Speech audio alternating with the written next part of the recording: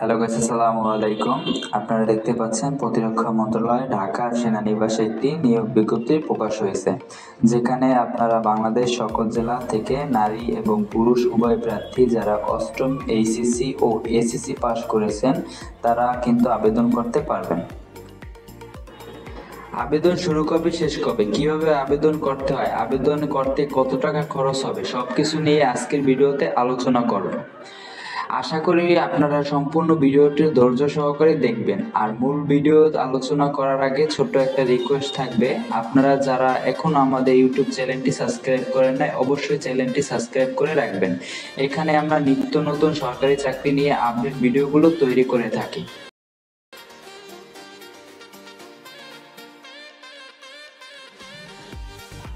তো চলুন মূল টপিকে ফেরত আসি। তো দেখতেই পাচ্ছেন প্রধান প্রশাসনিক কর্মকর্তা কার্যালয়, প্রতিরক্ষা মন্ত্রণালয়, ঢাকা সেনানিবাস এই নিয়োগ বিজ্ঞপ্তি প্রকাশ হয়েছে।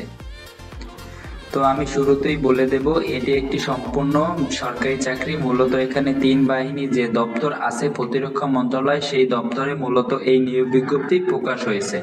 প্রথমে যে পদটি নিয়ে আলোচনা করব সেটি হচ্ছে পরিচ্ছন্নতা কর্মী।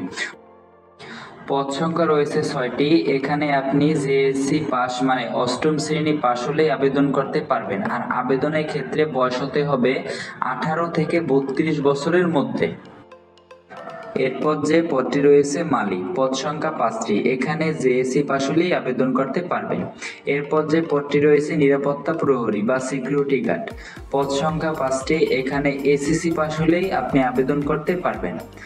এরপর যে পদটি রয়েছে লস্কর, এখানে একজন লোক নিয়োগ করা হবে। এখানে এসএসসি পাস হলেই আপনি আবেদন করতে পারবেন।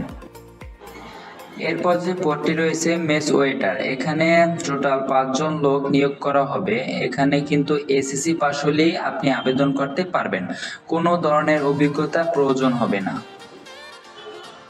এরপর যে পদটি রয়েছে সহকারী বাবুর্চি, পদ সংখ্যা 2টি। এখানে অষ্টম শ্রেণী পাস হলেই আপনি আবেদন করতে পারবেন।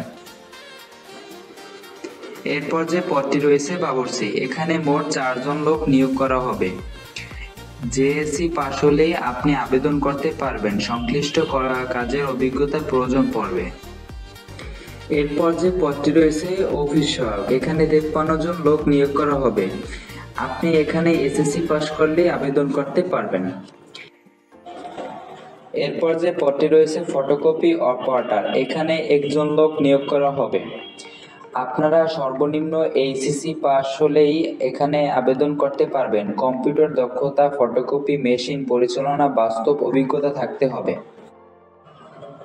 এরপর যে পদটি রয়েছে বোট মেকার, পদ সংখ্যা 1টি। এখানে এসএসসি পাস হলেই আপনি আবেদন করতে পারবেন, 3 বছরের কাজের অভিজ্ঞতা প্রয়োজন পড়বে।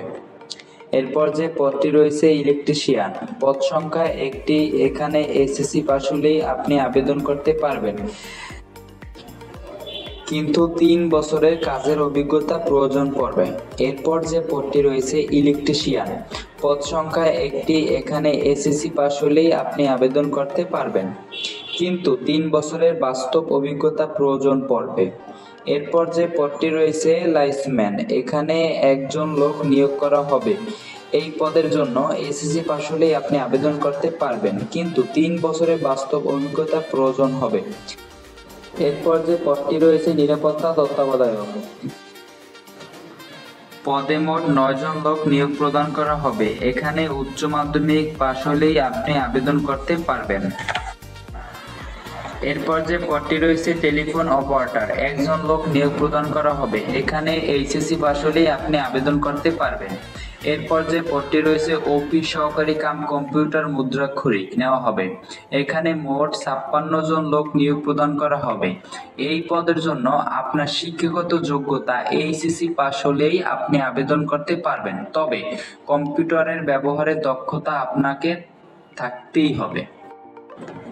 এরপর যে পদটি রয়েছে স্মার্ট মুদ্রাক্ষরিক কাম কম্পিউটার অপারেটর, পদ সংখ্যা মোট 11 জন লোক নিয়োগ প্রদান করা হবে। এখানে আপনার শিক্ষাগত যোগ্যতা লাগবে কোনো স্বীকৃত বিশ্ববিদ্যালয় হতে নিম্নতম 2য় বিভাগের বা সমমানের সিজিপিএ স্নাতক বা সমমানের ডিগ্রি অর্জন করতে হবে। কম্পিউটার মুদ্রাক্ষরিক আপনার টাইপিং স্পিড ইংরেজিতে 30 ও বাংলায় 25 শব্দের গতি থাকতে হবে।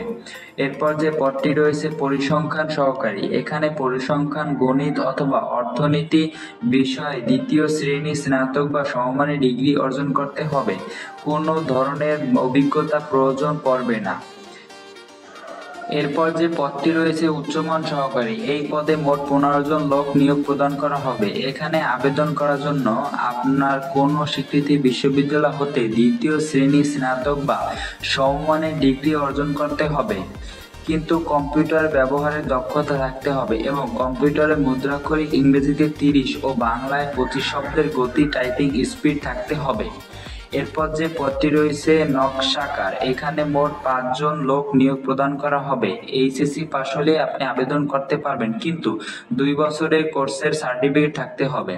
এরপর যে পদটি রয়েছে সার্টিফিকাম কম্পিউটার অপারেটর নেওয়া হবে। এখানে স্নাতক বা সমমানের ডিগ্রি অর্জন করতে হবে, কম্পিউটার ব্যবহারের দক্ষতা থাকতে হবে। এরপর যে পদটি রয়েছে কম্পিউটার অপারেটর, পদ সংখ্যা 2টি, শিক্ষাগত যোগ্যতা বিজ্ঞান বিভাগে স্নাতক সম্মান বা সমমানের ডিগ্রি অর্জন করতে হবে। এরপর যে পদটি রয়েছে সহকারী শিক্ষক, এই পদে 1 জন লোক নিয়োগ প্রদান করা হবে।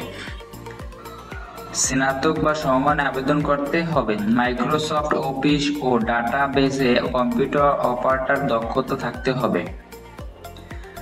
সবার প্রথমে যে পদটি রয়েছে নিরাপত্তা উপপরিদর্শক, পদ সংখ্যা 3 জন। এই পদের জন্য স্নাতক বা সমমানের ডিগ্রি অর্জন করলে আপনি আবেদন করতে পারবেন। এখন আসি আবেদন শুরু কবে, শেষ কবে। আবেদন শুরু 1 জানুয়ারি 2025 সাল থেকে এবং শেষ হবে 31 জানুয়ারি 2025 সাল পর্যন্ত। এই সময়ের মাধ্যমে আপনাকে আবেদন করতে হবে। আবেদন করার পর কিন্তু আপনাকে পরীক্ষার ফি জমা দিতে হবে। প্রথম পদের জন্য 335 টাকা এবং 2 হতে 11 নং পদের ক্ষেত্রে 223 টাকা। ক্রমিক নং 12 হতে 23 পর্যন্ত 112 টাকা আবেদন ফি পরিশোধ করতে হবে। আবেদন সাবমিট করার পর 72 ঘন্টার ভিতরে টেলিটক সিমের মাধ্যমে এখানে দেখানো নিয়ম অনুসারে আপনাকে টাকাটি জমা দিতে হবে।